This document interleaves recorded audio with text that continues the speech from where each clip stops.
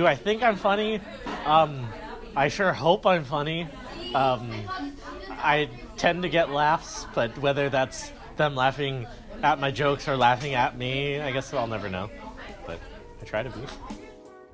Teachers may be bound to a curriculum, but the way that each goes about presenting it can vary immensely.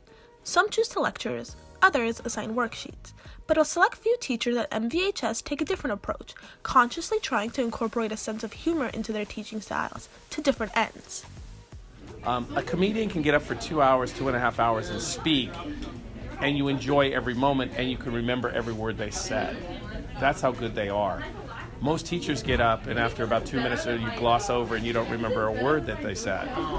And I realized that if you acted more like a teacher, nobody's going to learn anything, but if I act more like a comedian that teaches, then something good might happen.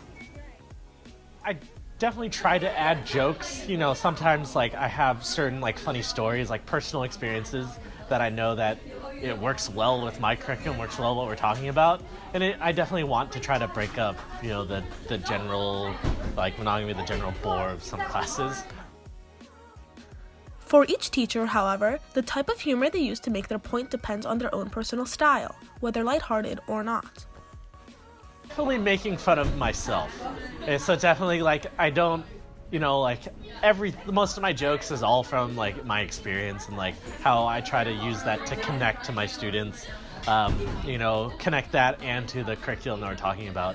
I like to make jokes about being bald or lack of hair. Is one that I have. Sometimes students will ask me, they'll say, Mr. Hoffman, what do I do when I'm done with this? I say, do whatever you want, just stay out of my hair.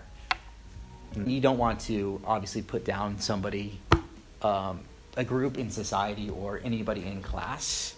The only person I put down is myself. I'm the only one, I'm usually the butt of my jokes most often. Comedy hurts the comedian to do it. Sometimes you got to go into deeper stuff that hurts. I think you got to tell the truth about stuff. I think you got to tell children, seniors in high school, that the world isn't always a nice, sweet place. It's not all rainbows and unicorns, and awful things do happen. But where each teacher's sense of humor comes from varies.